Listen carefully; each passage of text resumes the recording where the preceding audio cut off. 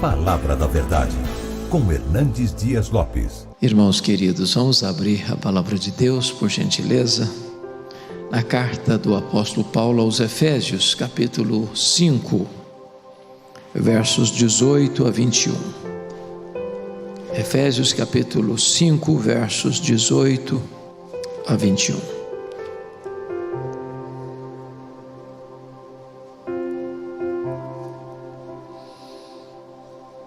Paulo diz assim: e não vos embriagueis com vinho, no qual há dissolução, mas enchei-vos do Espírito, falando entre vós com salmos, entoando e louvando de coração ao Senhor, com hinos e cânticos espirituais, dando sempre graças por tudo a nosso Deus e Pai, em nome de nosso Senhor Jesus Cristo, sujeitando-vos uns aos outros no temor de Cristo.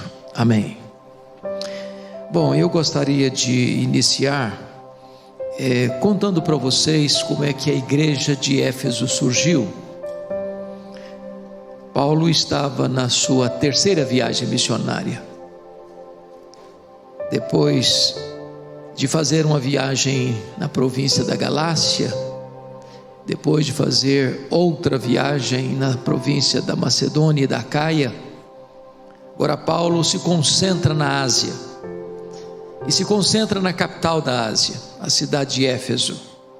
Éfeso era uma das mais importantes cidades do mundo naquele tempo, uma cidade com mais de 300 mil habitantes. Éfeso era uma cidade marcada por idolatria. Éfeso hospedava o templo da grande deusa Diana, deusa dos Efésios. O templo de Diana era uma das 7 maravilhas do mundo antigo. Os nichos do templo, miniaturas do templo, era o principal produto de souvenir vendido aos turistas que chegavam todos os dias naquela cidade. Não bastasse isso, aquela cidade era marcada fortemente pela feitiçaria, pelo ocultismo. E Paulo chega ali, prega o Evangelho e experimenta, irmãos, o que nós tanto desejamos hoje: um grande reavivamento espiritual. Não há qualquer possibilidade de explicar o que Deus fez em Éfeso por intermédio do apóstolo Paulo, a não ser um grande avivamento. Para vocês terem uma ideia, em 3 anos que Paulo ali ficou, a idolatria da cidade entrou em colapso, a feitiçaria entrou em bancarrota. As pessoas convertidas largavam a feitiçaria e queimavam seus livros de magia em praça pública. A palavra de Deus prevaleceu naquela cidade. Bendito seja Deus. E igrejas foram plantadas por toda a província, como Esmirna, Pérgamo, Tiatira, Sardes, Filadélfia, Laodiceia, Colossos e Herápolis. Aí Paulo sai dessa cidade para levar uma oferta aos pobres da Judéia, porque no governo de Cláudio, 41 a 54 da nossa era cristã, houve uma grande fome no mundo, os judeus foram expulsos de Roma, e Paulo então faz uma grande campanha, uma grande coleta entre as igrejas gentílicas para socorrer os irmãos da Judéia. E agora Paulo, depois de recolher todas essas ofertas, está levando esta oferta para a igreja da Judéia. E quando ele chega na Judéia, ele é preso, ele é transportado para Cesareia Marítima e fica 2 anos preso, sob a acusação dos judeus. Ele opta por ser julgado em Roma, porque tramavam para matá-lo, e ele chega em Roma preso e algemado, e é desta prisão de Roma que ele escreve esta carta. E esta carta é a carta da igreja, é a carta eclesiológica mais robusta que Paulo escreveu sobre esta doutrina bendita. No capítulo 1 desta carta, Paulo vai mostrar que a nossa salvação é uma obra de Deus. Deus o Pai nos escolheu, Deus o Filho morreu por nós na cruz, e Deus o Espírito Santo aplica a redenção no nosso coração. E eu queria que você retrocedesse comigo ao capítulo 1, por gentileza, para nós entendermos qual é esse ministério do Espírito Santo na nossa vida. Versículo 13 e 14, ele diz assim: em quem também, está falando de Cristo, em quem também vós, depois que ouvistes a palavra da verdade, o evangelho da vossa salvação, tendo nele também crido, fostes selados com o Santo Espírito da promessa. Vamos ficar aqui no verso de número 13. Irmãos, hoje eu quero falar sobre o poder do Espírito Santo, e nós não podemos exagerar sobre a importância do Espírito Santo. Se não for a obra do Espírito Santo, nem você nem eu estaríamos aqui.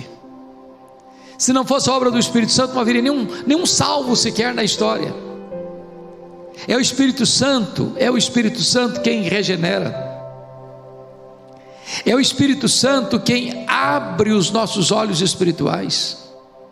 É o Espírito Santo quem arranca de nós o coração de pedra e nos dá um coração de carne. É o Espírito Santo quem nos batiza no corpo de Cristo. É o Espírito Santo quem nos sela para o dia da redenção. É o Espírito Santo que nos foi dado como penhor, como garantia da nossa salvação. É o Espírito Santo quem nos dá dons espirituais. É o Espírito Santo que age em nós e produz o fruto do Espírito: amor, alegria, paz, bondade, benignidade, mansidão, domínio próprio. É o Espírito Santo quem nos capacita com poder para vivermos uma vida digna do Evangelho de Cristo Jesus nosso Senhor. E aqui nesse texto, ele está dizendo o seguinte: quando você escuta o Evangelho, a palavra de Deus, e você crê no Senhor Jesus, o Espírito Santo vem e sela você, carimba você, marca você, tornando você propriedade exclusiva de Deus. Eu gosto dessa ideia do selo, porque é um símbolo, um emblema popular, conhecido de todos nós, não é verdade? O que esse emblema significa?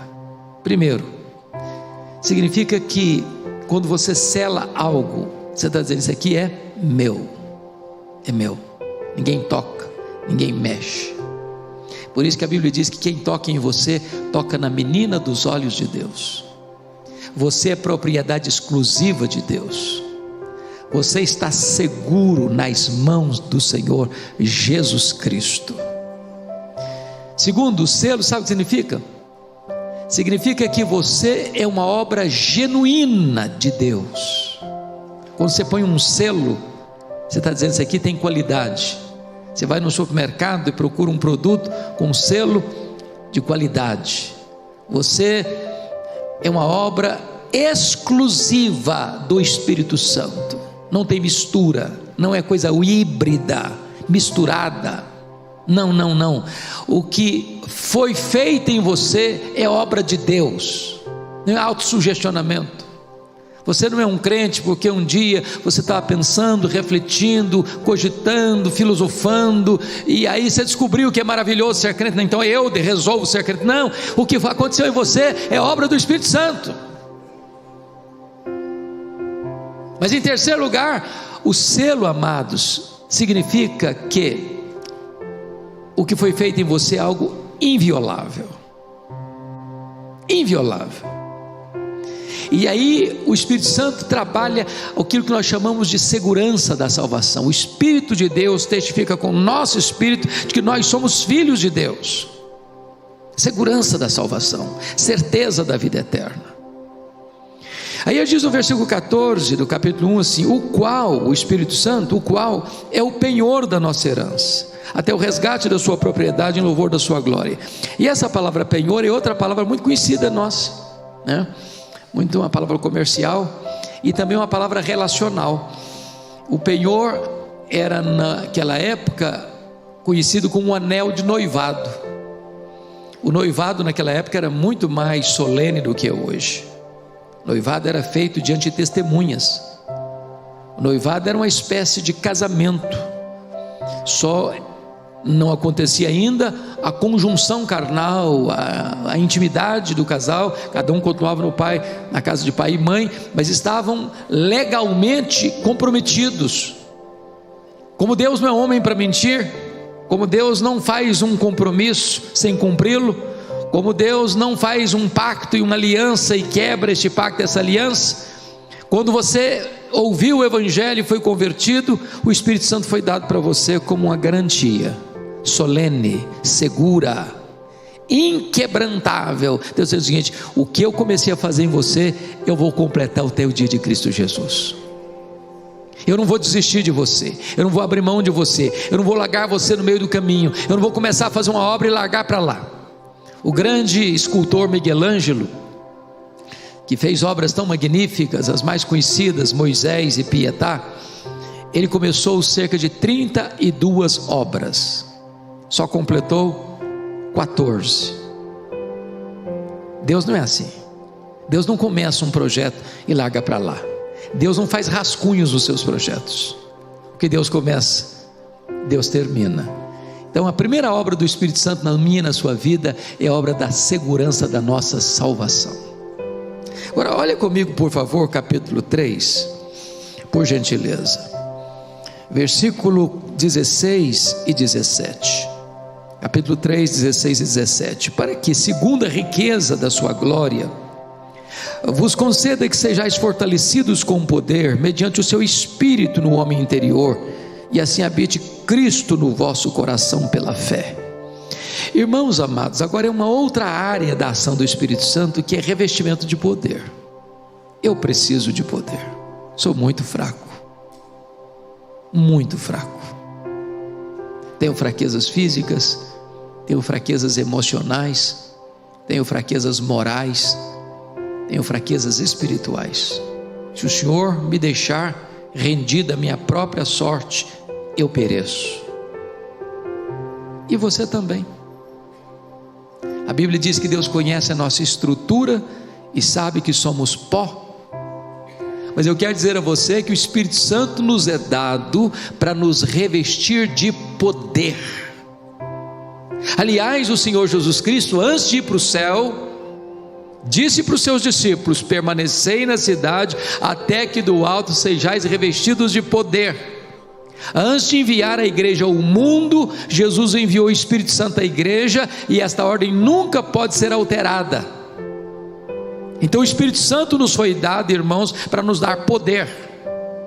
Poder para viver, poder para morrer, poder para perdoar, poder para pregar, poder para abrir os olhos e ver o mundo como campo que precisa ser alcançado. Agora notem, por favor, o que está escrito. Esse poder é para nos fortalecer, para que sejais fortalecidos com poder. Fortalecidos. Agora, como assim? Ele responde: mediante o seu Espírito. Onde? No homem interior. Então note que esse poder não é uma coisa assim espetaculosa, sensacionalista. Não, esse poder é aqui dentro de você, é no seu interior, que transborda nas suas palavras, nas suas ações, nas suas reações, na sua dinâmica de vida, lá dentro da sua casa, lá no seu trabalho, lá na sua convivência, lá nos seus relacionamentos. Mas chama atenção, porque aqui tem uma expressão que precisa ser compreendida. Como é que eu posso saber que uma pessoa está cheia do Espírito Santo? Qual é a evidência disso? Esse texto responde assim: e assim habite Cristo no vosso coração, e assim fortalecidos com poder mediante o seu Espírito no homem interior, e assim habite Cristo no vosso coração pela fé. Eu chamo a sua atenção para essa palavra habite, porque você está cheio do Espírito Santo quando Cristo habita no seu coração pela fé. A evidência de uma pessoa cheia do Espírito Santo é se Cristo é o dono, é o Senhor da vida dela, se ela é governada por Cristo. Eu gosto, pastor Arival, de um livro de J. Packer, Na Dinâmica do Espírito, os melhores livros que eu já li. Se você não leu, vale a pena ler esse livro, Na Dinâmica do Espírito, de J.I. Packer. E ele diz o seguinte, que o ministério do Espírito Santo é o ministério do holofote. Você anda por São Paulo à noite, de vez em quando você vê algum monumento, algum prédio significativo e uma luz incidindo. Um dia está azul, outro dia está amarela, outro dia está verde, mas você não vê aquela luz está escondida. O holofote está lá escondido, mas aquela luz projeta sobre o monumento, sobre o edifício. O que importa é mostrar o edifício. O ministério do Espírito Santo não é mostrar a si mesmo, o ministério do Espírito Santo é mostrar Jesus. Ele aponta para Jesus, ele glorifica Jesus, ele exalta Jesus.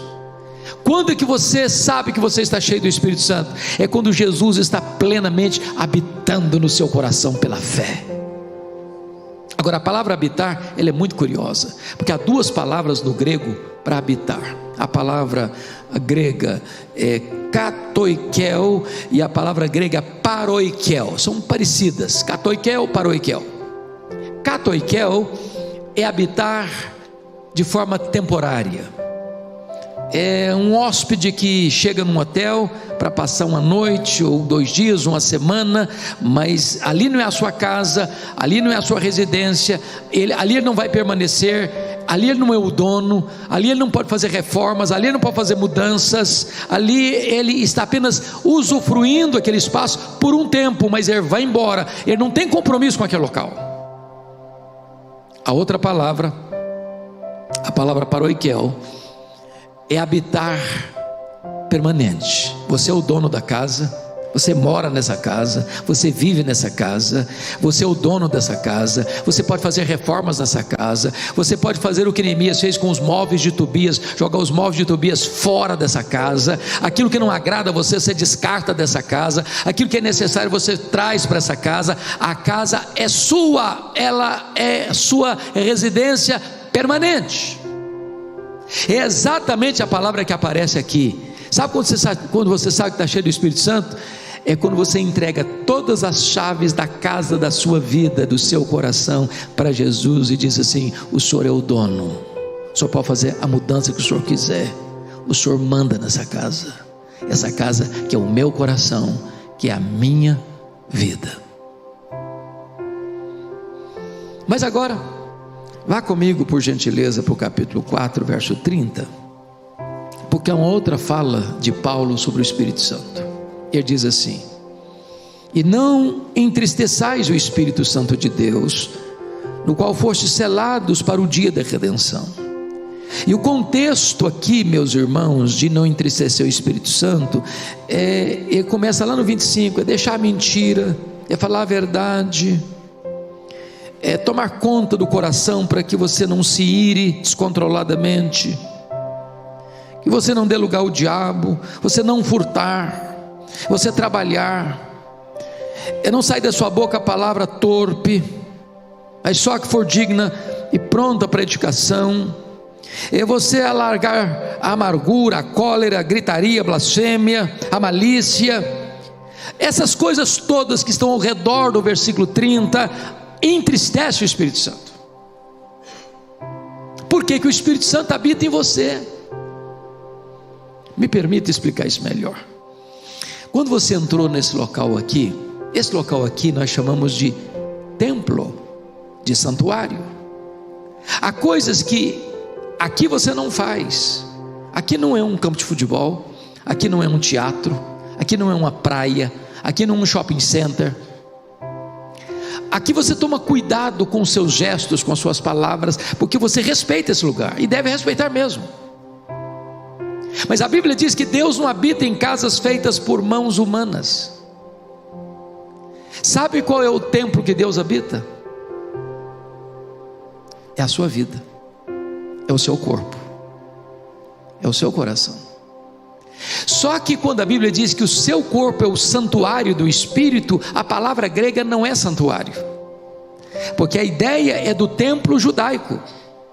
E você sabe que o templo judaico tinha o lugar, o pátio dos gentios, tinha o lugar santo e tinha o lugar santíssimo. onde ficava a Arca da Aliança, onde o sumo sacerdote só entrava uma vez por ano, onde a glória de Deus, a Shekinah de Deus descia.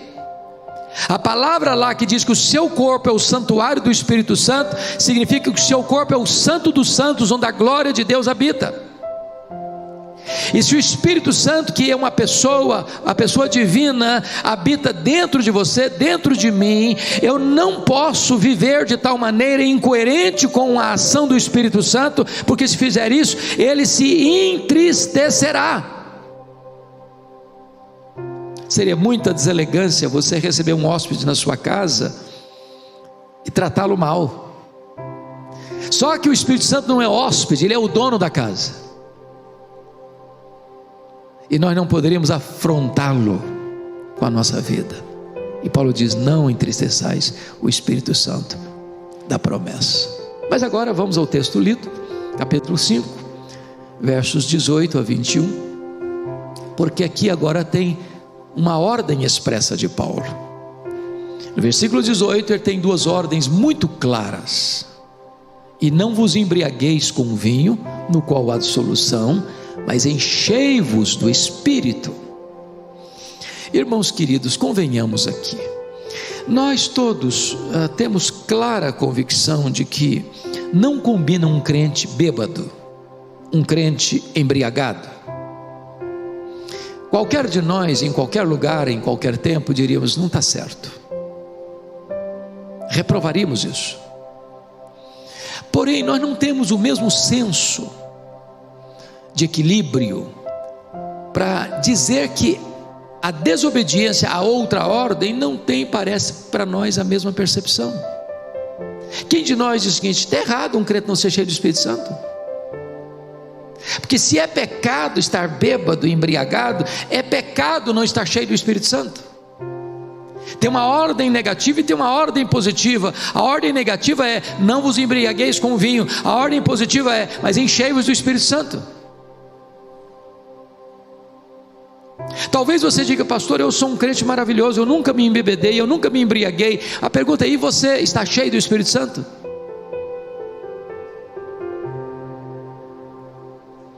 Notem vocês que nesse texto existe uma comparação superficial e existe um contraste profundo.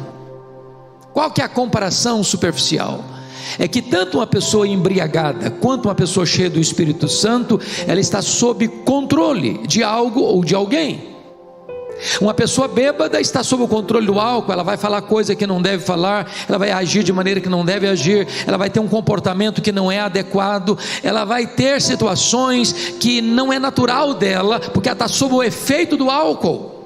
O álcool é um ladrão de cérebros, é o principal responsável por crimes passionais, por acidentes de trânsito, por destruição de famílias. Porque a pessoa que ela está bêbada, embriagada, ela está não no domínio dela, no controle dela, no domínio próprio, mas sob o efeito do álcool. Agora, se uma pessoa está sob o efeito do álcool, tem esse comportamento esquisito, se ela está sob o efeito do Espírito Santo, isso vai refletir no que ela fala, no que ela faz, no que ela age, no que ela reage. Qual é o contraste profundo? Paulo diz assim: não vos embriagueis com vinho, no qual há dissolução, mas enchei-vos do Espírito Santo, falando entre vós com salmos, hinos, cânticos espirituais, louvando de todo o coração ao Senhor. Ou seja, quando uma pessoa está embriagada, ela vai levar essa pessoa, o álcool vai levar essa pessoa a uma vida dissoluta, vergonha, opróbrio, destruição. Eu tinha um amigo querido que tinha um problema seríssimo de alcoolismo e tinha recaídas muito tristes, e às vezes a esposa dava falta dele e ele ficava uma semana sumido. Ela ia procurá-lo e às vezes achava nos lugares mais escondidos da cidade, dentro de um boteco mais sujo da rua, caído, bêbado, e tinha que carregá-lo para casa, sujo, cheio de vômito, para dar um banho, para se recuperar. Produz dissolução, tristeza, dor, vergonha. Paulo diz: não vos embriagueis com vinho. Mas eu não estou falando dos botecos da vida. Há poucos dias uma mulher me procurou e disse: pastor Hernandes, o senhor precisa falar sobre a confraria do vinho, das rodas da elite mais rica, dos apartamentos mais caros, daqueles que têm muito dinheiro e gastam 10 mil reais numa garrafa de vinho, e se alienam do casamento, e se afastam dos filhos, e jogam a família num pântano de solidão e desespero, casamentos acabando, filhos deixados de lado. E Paulo diz: não vos embriagueis com o vinho, no qual há dissolução. Mas agora ele vai falar do efeito então de uma vida cheia do Espírito Santo. Ele diz: não vos embriagueis com vinho no qual há dissolução, mas enchei-vos do Espírito. E quais são as evidências que uma pessoa está cheia do Espírito Santo? Vejamos aqui no texto. Olhe comigo o verso 19. Ele diz assim: falando entre vós com salmos, entoando e louvando de coração o Senhor com hinos e cânticos espirituais. Então vamos pegar o primeiro ponto: falando entre vós com salmos. Grife a expressão entre vós, porque a expressão entre vós está dizendo que quando você está cheio do Espírito Santo, isso vai refletir na sua comunicação horizontal entre vós. Uma pessoa cheia do Espírito Santo, ela é doce no falar, tem graça na sua voz, tem edificação nas suas palavras, tem polidez no seu trato, tem sabedoria na sua voz. Não combina uma pessoa cheia do Espírito Santo com palavrões, com palavras torpes, com palavras duras, com palavras cáusticas, com palavras ácidas, tóxicas. Amados irmãos, nós precisamos da plenitude do Espírito Santo. Aliás, quando você avança em Efésios, já começa a falar de família, como a esposa deve ser submissa a seu próprio marido, como o marido deve amar sua própria esposa, como Cristo amou a igreja, como os filhos devem honrar e obedecer aos pais, e como os pais não devem tratar os filhos com amargura, mas criá-los na disciplina e na admoestação do Senhor. Tudo isso só é possível, meus irmãos, se tivermos plenitude do Espírito Santo. A comunicação muda, os relacionamentos mudam, a nossa casa vai ser de fato um ambiente saudável para nós nos relacionarmos em amor e harmonia, falando entre vós. Segundo lugar, veja ainda o versículo 19, quando ele diz assim, preste atenção: entoando e louvando de coração ao Senhor. Agora grife a expressão ao Senhor. Sai da horizontalidade da relação para a verticalidade da relação. Quando você está cheio do Espírito Santo, em vez de ter amargura, em vez de ter murmuração, em vez de ter uma vida assim de ingratidão a Deus, você quer é adorar a Deus, é exaltar a Deus de todo o seu coração. Seu culto muda. E eu não estou falando aqui do culto coletivo, congregacional. Eu estou falando daquele culto que você presta ao seu Deus lá dentro do seu quarto, com a porta trancada, sem holofotes, sem plateia. É quando na sua alma há uma sede de comunhão com Deus, quando no seu coração você tem fome de Deus. Nós com muita alegria vimos o que aconteceu no dia 8 de fevereiro na Universidade de Asbury, em Kentucky. Eu tive a bênção, pastor Ivaldo, de falar com alguns colegas que ali estiveram. Eu tive 3 pastores amigos meus que lá estiveram: pastor Samuel Vitalino, pastor Valdir Reis, pastor Elias Medeiros. os 3 pastores presbiterianos, homens de Deus que tenho respeito por eles. E o que eles me testificaram, que me marcou muito, não foi nem o que estava acontecendo lá dentro da capela, mas o que estava acontecendo fora da capela. Uma cidade de 8 mil habitantes, plantada no coração de várias fazendas,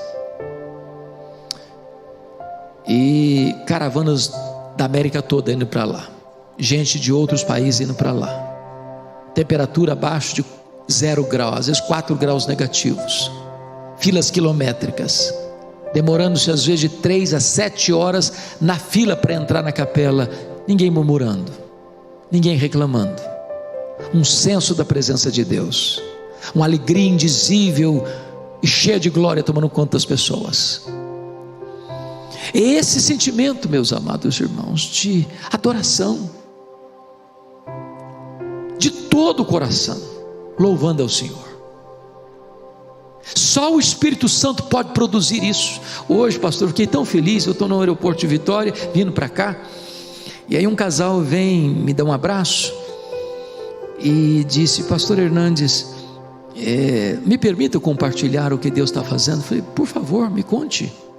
Ele diz: domingo agora, aliás, na semana do carnaval, sexta-feira, a igreja não fez retiro, reuniu-se no templo, e na sexta-feira à noite eles começaram a reunião de oração, e a reunião não terminou até hoje. Ele foi para casa, ele tocava um instrumento, tocava violão na hora do louvor, e quando eu chego em casa, já tarde da noite, eu ficou sabendo que a reunião continuava na igreja, e ele tomou um banho e voltou para a igreja. Eu falei: eu estou pesaroso porque eu tinha uma viagem, estou saindo de viagem para minha esposa, para fora do Brasil, e eu gostaria de estar lá, porque a reunião está lá até hoje. As pessoas não querem sair da presença de Deus, de coração louvando ao Senhor. Irmãos, quando o Espírito Santo vem, o culto é uma delícia, cantar ao Senhor é um deleite para a alma, o céu desce à terra, a alegria de Deus invade o coração. O culto não fica aquela coisa que você fica doido para terminar, porque você não aguenta mais. É uma coisa programada, rigorosamente programada, não pode passar um minuto que as pessoas se estressam. Oh, amados irmãos, nós precisamos do poder e da plenitude do Espírito Santo, para que Deus seja o amado da nossa alma, o prazer do nosso coração, o deleite da nossa vida. Sou grato a Deus porque esta igreja, por convocação do nosso pastor Arival, dia 12 agora, está planejando, louvado seja Deus, ter um tempo de oração, começando às 8 horas da manhã, indo até às 20 horas, e esse é o planejamento humano, mas se Deus quiser, passa a noite, passa a madrugada, passa a semana. Mas notem comigo uma terceira característica de uma pessoa cheia do Espírito Santo, versículo de número 20: dando sempre graças por tudo a nosso Deus e Pai, em nome de nosso Senhor Jesus Cristo. Irmãos, dar graças em tudo não é simples e nem é fácil. Nós não temos condições de fazer isso, a não ser que o Espírito Santo nos encha, nos revista e nos capacite. Mas esse senso de entender que Deus está no controle, que Deus é soberano, e ainda que a providência seja carrancuda, a face de Deus é sorridente sobre nós, e você começa a dar graças a Deus, graças a Deus, graças a Deus.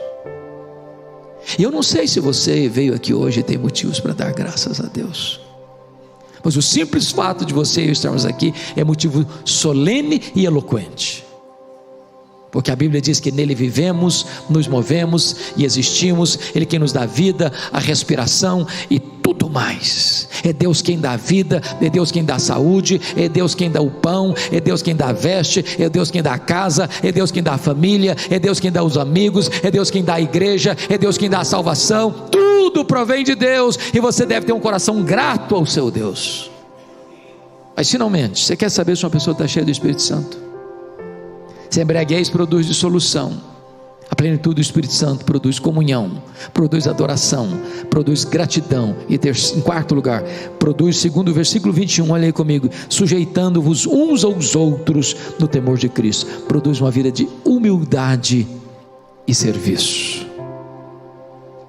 Não combina crente cheio do Espírito Santo de nariz empinado. Não combina. Onde tem soberba, o Espírito Santo não está presente. Onde tem altivez de coração, o Espírito Santo não está presente. Onde se olha o outro de tamanco alto, o Espírito Santo não está presente. O Espírito Santo nos leva até o Espírito de Cristo, que sendo Deus não julgou como usurpação o ser igual a Deus. Antes a si mesmo se esvaziou, assumindo a forma de servo. Ele não veio para ser servido, ele veio para servir. E ele diz: aprendei de mim, porque eu sou manso, sou humilde de coração.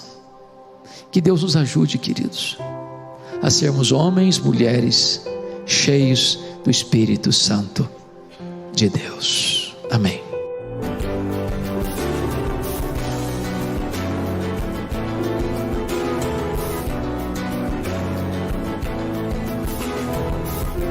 Palavra da Verdade, com Hernandes Dias Lopes.